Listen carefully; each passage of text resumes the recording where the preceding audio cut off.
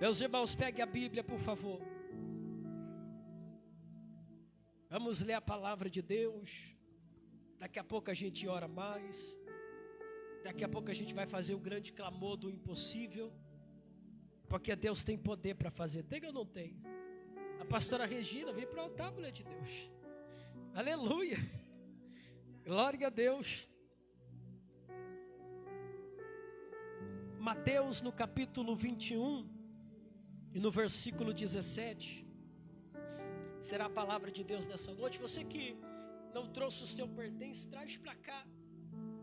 Você que trouxe carteira de trabalho também pode trazer, fotografia. Hoje é noite do impossível, vale tudo hoje, né? Se tem foto de celular de fio que está desviado, traz também. Está precisando de uma providência, traga o que for necessário. Eu sou fraco, eu sou limitado. Se me virar de ponta cabeça, só vai cair vento. Olha lá ainda. Mas eu tenho fé no Deus que faz milagres. Eu tenho fé no Deus do impossível. No Deus que tem autoridade para fazer coisas grandes. Mateus no capítulo 21, no versículo 17, quem achou diz amém. Você que não trouxe a Bíblia, presta atenção na leitura, que diz assim: e deixando-os, saiu da cidade para Betânia, e ali passou a noite. E de manhã, voltando para a cidade, teve fome. E vistando uma figueira perto do caminho, dirigiu-se a ela, e não achou nela senão folhas. E disse-lhes: nunca mais nasça fruto de ti. E a figueira secou imediatamente. E os discípulos, vendo isso, maravilharam-se, dizendo: como secou imediatamente esta figueira?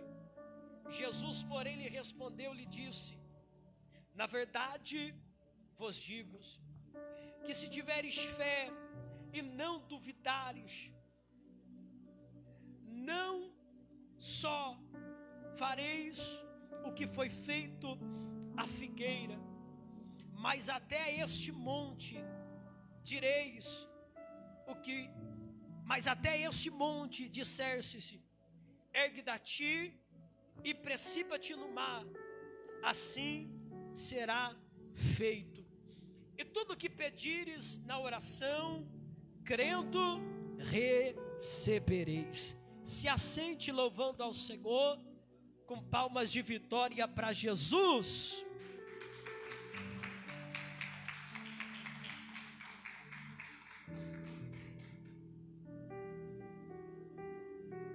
Meus irmãos, eu quero chamar a tua atenção para a palavra do nosso Senhor Jesus. E eu vou ser bem objetivo naquilo que Deus confiou a mim nesta noite. Eu estava ontem orando ao Senhor, buscando a Deus e pedindo para Deus uma palavra para o culto de hoje. E Deus, Ele colocou um tema no meu coração e eu queria passar para a igreja.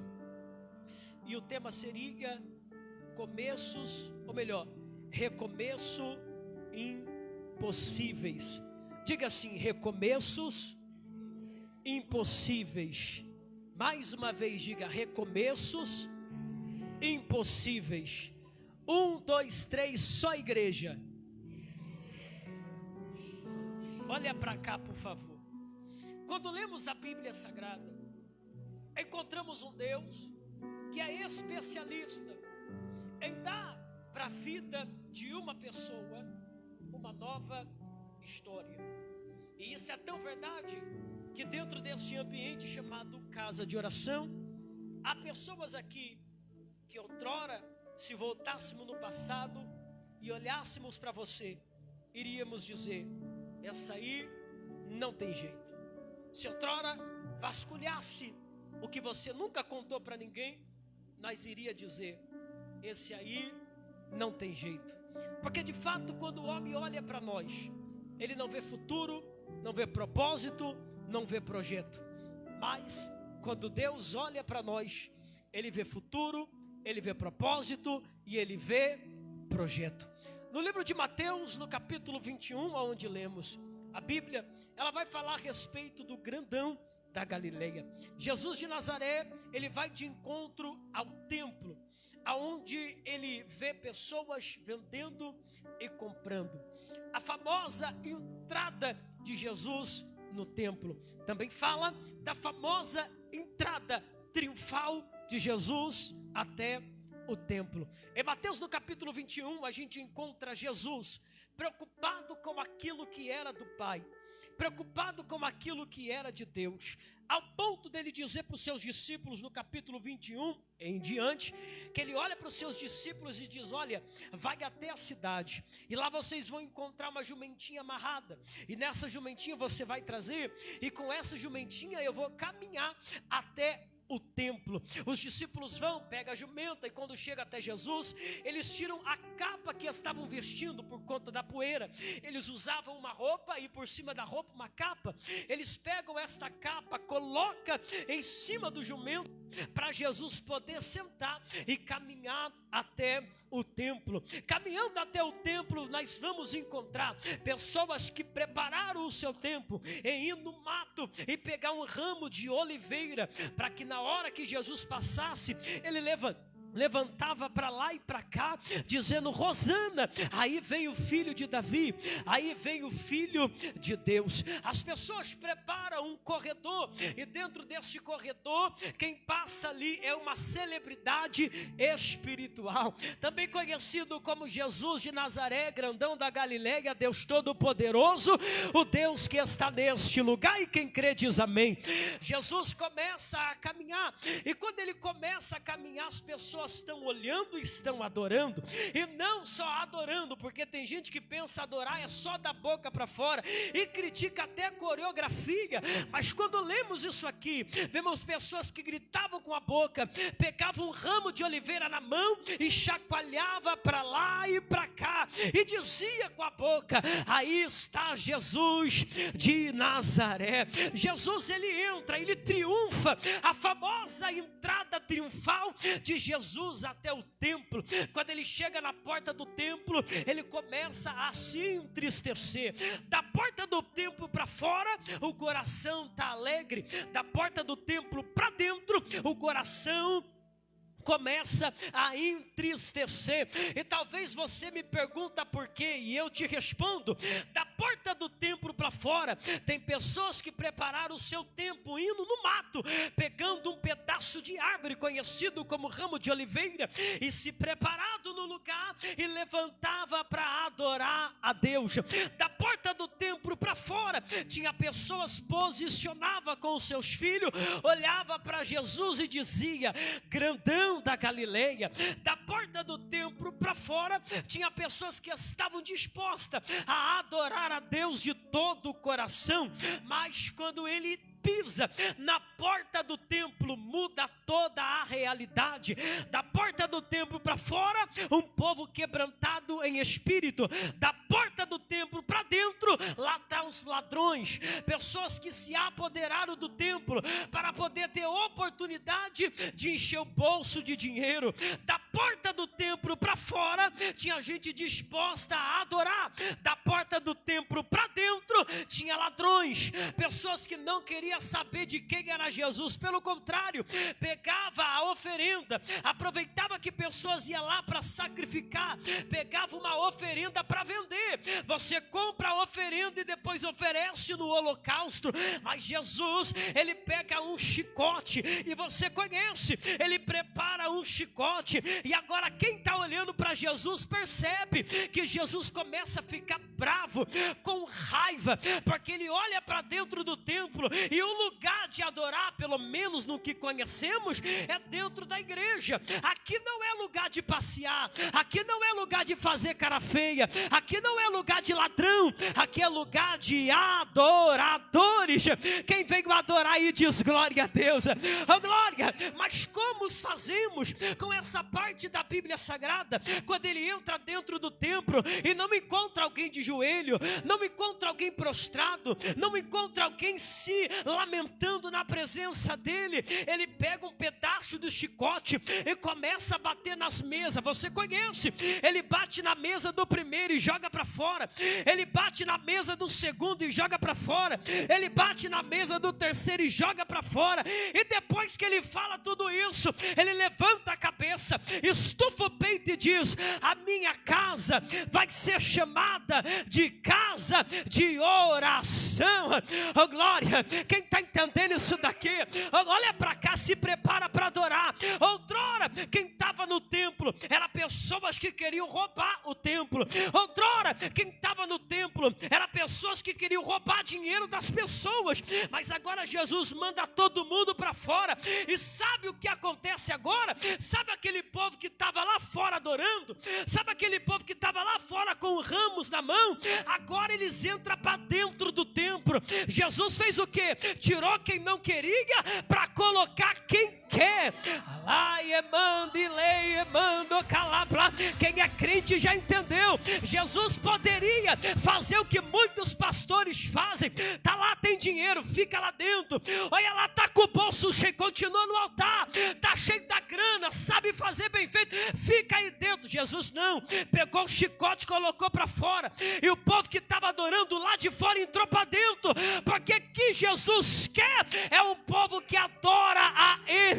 Oh glória, aleluia. Jesus não quer saber de quem tem mais, de quem tem menos, de quem tem habilidade, de quem tem dinheiro, não. Ele quer saber de um povo que adora. Quem adora vem para dentro. Quem sabe tem dinheiro vai para fora. Aqui não é casa do pastor. Se fosse a casa do pastor, eu aceitaria quem tem dinheiro. Oh glória, quem não quer dinheiro para melhorar a igreja, quem não quer dinheiro para colocar uma cadeira melhor, um som melhor, até comprar terreno para expandir o ministério. Mas aqui não é minha casa. Aqui não é casa do pastor Genilson, não. Aqui não é casa da pastora Regina. Aqui é casa de Deus. E dentro da casa de Deus não fica ladrão. Dentro da casa de Deus fica adoradores. E quem aí veio adorar Jesus? Quem veio aqui para glorificar Jesus? Levante as mãos, por favor, levante. Levanta a mão por um minuto e feche os teus olhos. Outrora você estava lá fora. Outrora você estava na mão do diabo.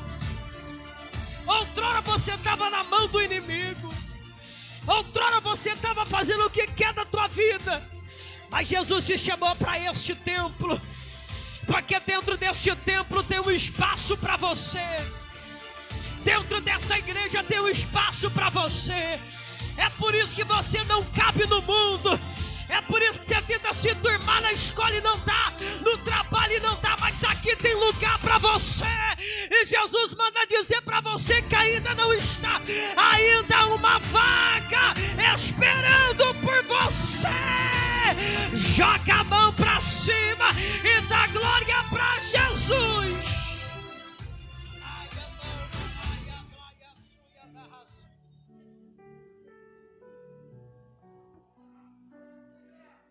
Aleluia, olha para cá por favor. Jesus entra dentro do templo e ele ali manda todo mundo para fora. E quem estava para fora entra para dentro. E dentro do templo Jesus começa a curar. Dentro do templo Jesus começa a libertar. Pessoas que estavam para fora adorando, agora entra para dentro para ser curado. Porque primeiro vem a adoração, para depois vir Primeiro vem a adoração, para depois vir a cura. Eu vou falar de novo. Primeiro vem a tua parte, para depois vir a parte de... Então por que você não adorou ainda?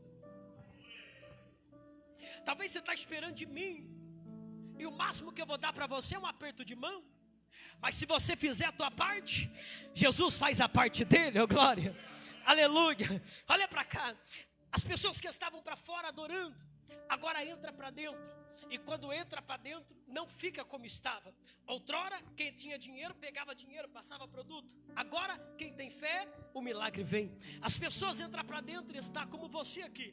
E dentro do templo, Jesus cura, liberta, transforma, faz milagres. Porque essa é a função da igreja. A função da igreja é vir quebrado e sair curado. A função da igreja é vir limitado e sair transformado. A função da igreja é vir perdido e encontrar um caminho. A função da igreja é vir quem estava esmagado pelo mundo e ser alcançado pelo poder de Deus. A função da igreja é para pessoas que não tem para onde ir e vem aqui e encontra um destino. E isso é tão verdade que um dia eu fui numa igreja quebrado e saí transformado. Isso é tão verdade que esta pessoa que está do teu lado um dia entrou na igreja quebrado, amarrado, despedaçado, com o diabo aprisionando, e encontrou um lugar, porque este é o propósito desta igreja: pegar quem está na mão do diabo e colocar na mão de Jesus. Quem crê nisso diz glória a Deus, aleluia. Eu estou sentindo Deus aqui, eu não posso prosseguir. Olha para cá, meu irmão, se o propósito deste culto é pegar quem está na mão do diabo e colocar quem está na mão de Deus, o que fazemos com o que não vem? O que fazemos com minha família que ficou em casa? O que fazemos com os meus irmãos que não puderam vir? O que fazemos com os meus amigos que não aceitaram o convite de Deus? Reconhecemos que se de fato eu estou aqui, eu posso clamar por quem está lá. Quem está entendendo? Eu reconheço, meu irmão, que se de fato eu estou aqui e a minha família não está, eu posso orar para Jesus visitar lá. Então vamos fazer isso mesmo? Levante as mãos, por favor. Levanta as mãos, isso. Talvez seu filho não está aqui, mas você vai orar por ele agora. Talvez seu esposo não está aqui, mas Deus vai alcançar ele agora. Talvez um parente teu não está aqui, mas você estando aqui, Deus pode visitar lá. Levante as mãos, diga assim: Senhor Jesus, eu coloco a minha casa nas tuas mãos. Diga: Senhor Jesus, eles não estão aqui, mas eu estou e oro por eles. Visita, trabalha, transforma, batiza, repreenda. Diga: Senhor Jesus, eu profetizo que no próximo culto ele vai estar aqui levantando a mão e dando glória para você, Jesus. Levante as mãos, você que acredita nisso. Você não tem poder para mudar ninguém, eu não tenho poder para mudar ninguém, mas o Evangelho tem, a presença de Jesus tem. Ai, eu estou sentindo Deus aqui, eu estou sentindo a graça de Deus aqui. Enquanto a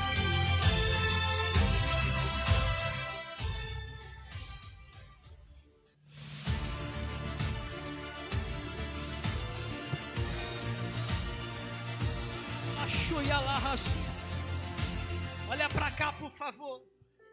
Jesus cura no templo, transforma no templo e faz o que deve fazer dentro do templo, porque é a função do templo. Só que agora quem estava lá começa a ficar bravo. Os que estavam lá eram os escribas. Os que estavam lá eram pessoas que estudavam a Bíblia. Eram os principais dos sacerdotes. Quem era? Os pastores. Pessoas que estudavam Gênesis, Levítico e ia até Apocalipse. Pessoas que estudavam toda a Bíblia Sagrada e se alimentavam daquilo. Só que eles não conseguiam reconhecer que aquele que estava lá era Jesus de Nazaré. Os principais dos sacerdotes começam a olhar para Jesus e dizer: você está vendo o que estão falando de você?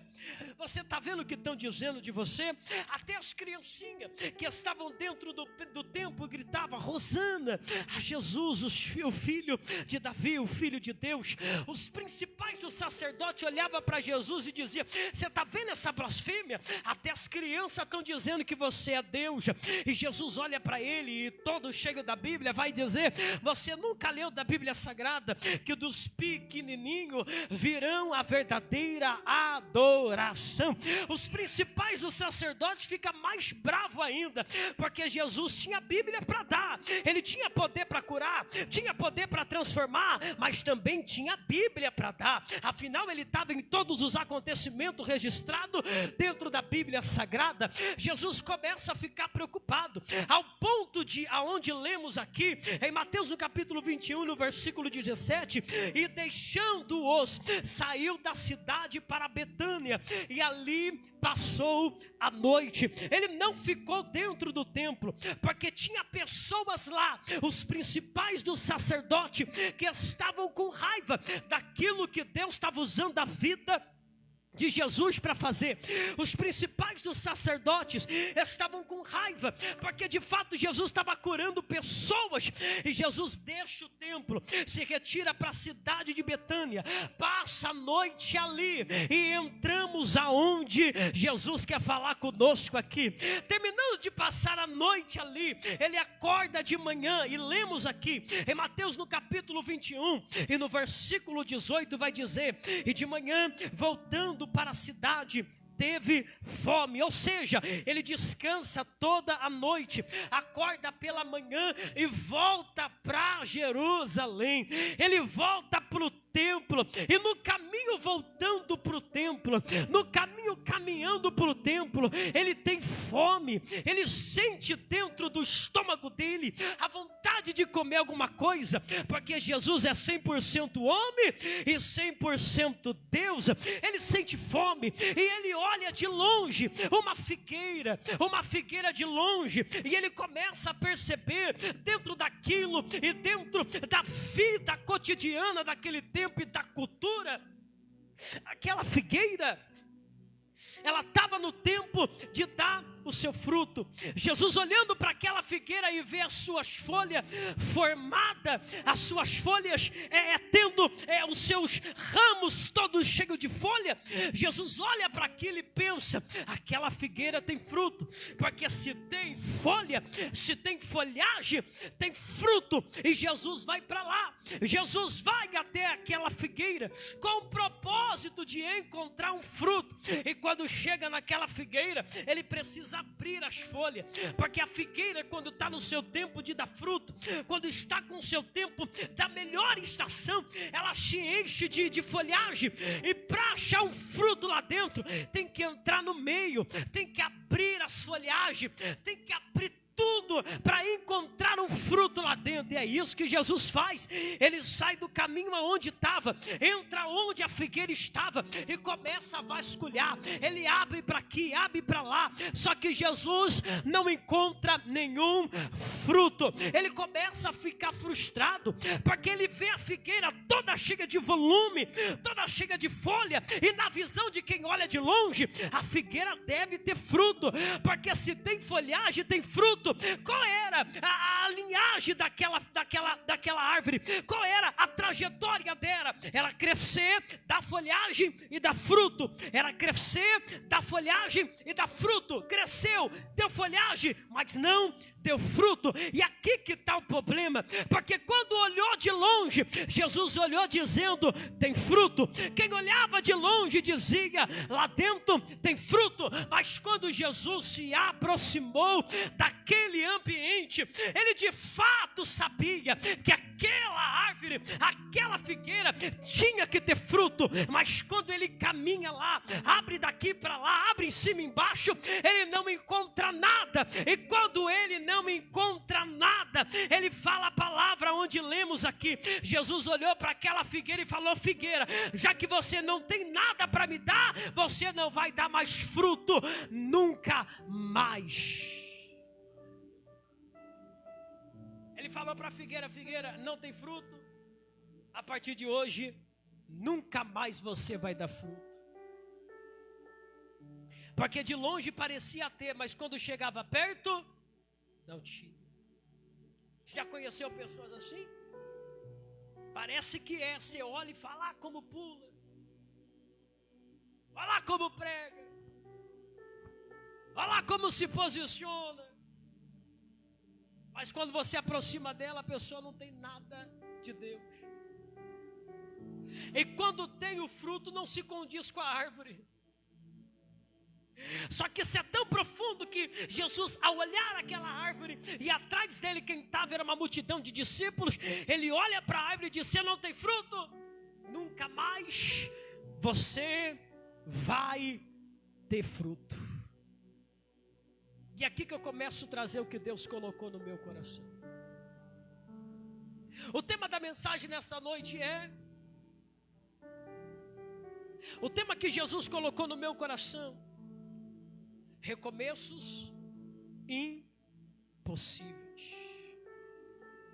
Jesus, ao olhar aquela figueira, ele sabia que se a figueira está no tempo de dar fruto e não dá o fruto, tem alguma coisa errada com ela. Porque se eu planto um pé de abacate no tempo de dar, o abacate não dá, alguma coisa está errada. E se alguma coisa está errada, eu como plantador daquela árvore, eu tenho que fazer alguma coisa. Jesus olha para aquilo e ele poderia deixar.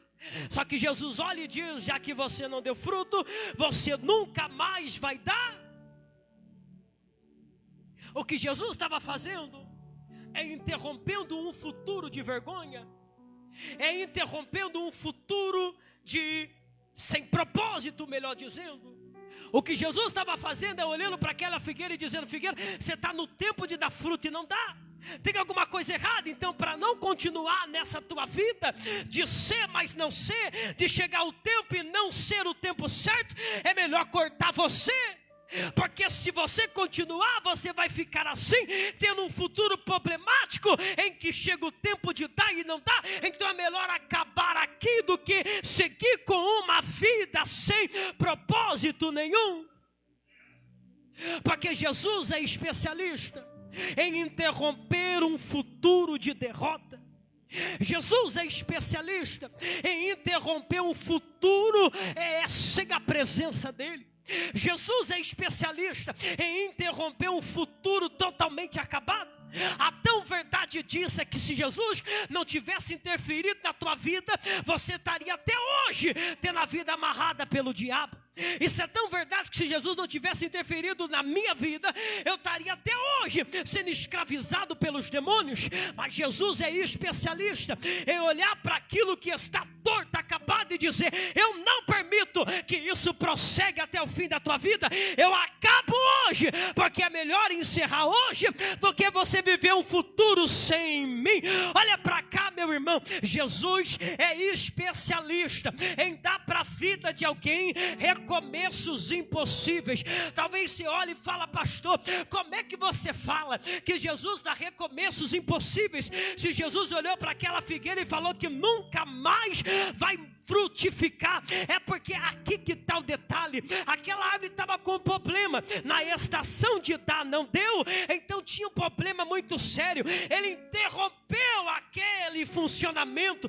Quem olhava de longe achava: Jesus é mau, acabou de matar aquela árvore. Quem achava de longe dizia: Jesus tem algum problema, para que matar a árvore? Só que tinha um propósito naquilo, e o propósito é para quem estivesse lendo em pelo século 21, nenhuma sexta-feira, 1º de maio, quando lemos isso aqui, vemos, era a mesma coisa de Jesus dizer: é melhor eu cortar agora, interromper agora, do que viver um futuro sem propósito. Porque Jesus não te trouxe nesta terra para viver uma vida sem a presença dele, para viver uma vida sem propósito nenhum. Você acha, meu irmão, que você saiu do ventre da tua mãe para viver uma vida sem propósito, acordar, trabalhar e vir para casa e pronto, acabou? Negativo. Quando Jesus interferiu aqui, ele estava dizendo para o leitor que um dia ia ler: eu interfiro em futuros que não têm a minha presença, eu interfiro em futuros que vão ser problemáticos,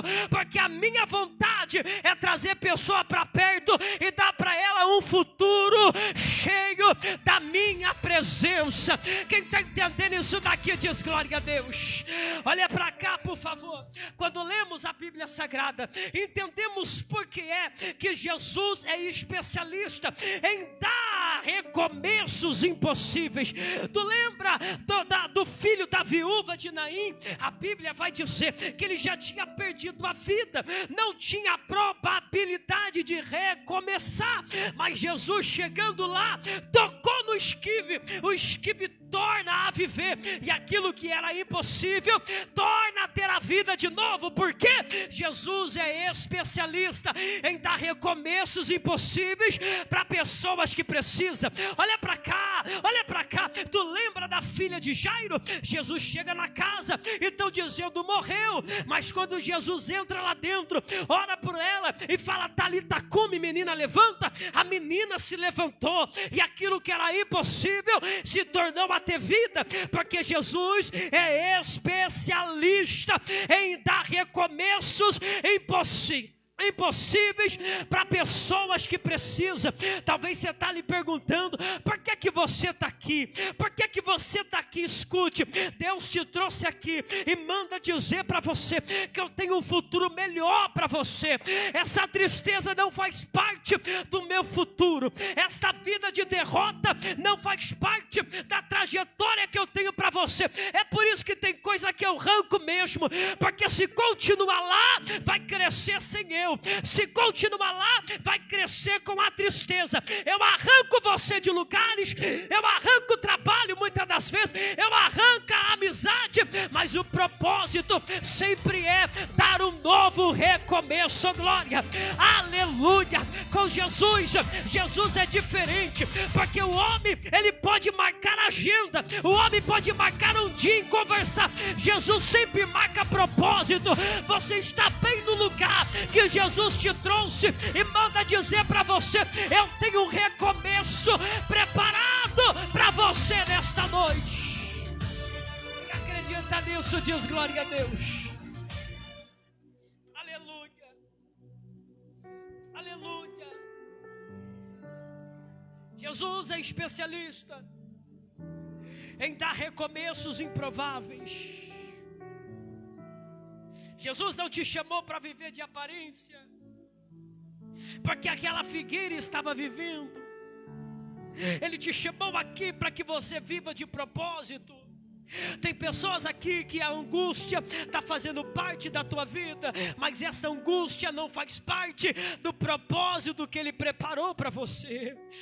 Tem pessoas aqui que estão com a vida amarrada, e esta vida amarrada não faz parte do propósito que Jesus preparou para você. E talvez você não está entendendo e já procurou em vários lugares e ainda não encontrou uma razão, mas Jesus te trouxe aqui e manda dizer para quem tem fé, porque vir para a igreja até o diabo e vem quem não é liberto, mas quem tem fé escuta. Deus é especialista em dar novos recomeços para pessoas que precisam. Oh glória, a melhor coisa que tem, meu irmão, é quando você não tem para onde ir. Na mão do diabo estava perdido, na mão do diabo estava sem rumo, mas Jesus pegar você, e aquilo que outrora era um traficante, hoje se torna um pregador da palavra do Senhor. Aquilo que outrora era uma cachaceira, bebia, ficava no bar, agora está dentro da casa de Deus. Jesus fez isso com quem está aqui e quer fazer também quem está aqui. Oh glória, Jesus tem recomeço para você. Para de achar que essa angústia faz parte do propósito de Deus. Para de achar que essa porta fechada faz parte do propósito de Deus. Para de achar que essa família destruída faz parte do propósito de Deus. Nada disso. Eu encerro hoje, porque eu tenho um propósito na tua vida. Eu arranco isso hoje e eu tenho um propósito para você. Deus manda dizer, e eu vou falar rasgado. Se você pegar, você dá glória. Assim diz o Senhor: a figueira que estava sem fruto, hoje eu acabo com ela, porque eu tenho um propósito para fazer na tua vida, diz o Senhor dos Exércitos.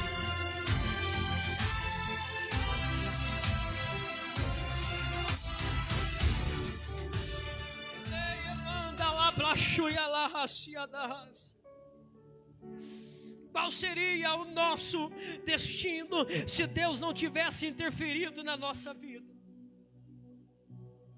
Qual seria o nosso destino se Deus não tivesse interferido na minha vida? Qual seria o destino do pastor se Deus não tivesse interferido na vida dele? Feche os teus olhos, por favor, e eu quero que você pense no dia que Jesus te encontrou. Tenta criar um futuro sem aquele dia. tenta criar um futuro sem esse encontro. Tenta. Tentou? Então eu vou falar para você como seria. Se Jesus não tivesse encontrado você, você ia estar lá nas drogas. Se Jesus não tivesse dado aquele encontro, você talvez estaria até debaixo da terra. Eu vou falar por mim, você fala por você. Se Jesus não tivesse interferido na minha vida, eu estava até hoje dentro de uma classe especial, olhada por pessoas que diziam: você é louco da cabeça. Mas Jesus interferiu, porque Ele é especialista em dar recomeços improváveis para pessoas. Jesus está aqui, meus irmãos. Jesus está aqui, manda dizer para você: larga essa tristeza, não faz parte do meu futuro. Larga essa depressão, não faz parte do meu futuro. Larga esta vida de cachaça, porque não faz parte do meu futuro. Larga esta vida de derrota, porque não faz parte do meu futuro. Larga esta vida de solidão, porque não faz parte do meu futuro. Larga esta vida de improbabilidade,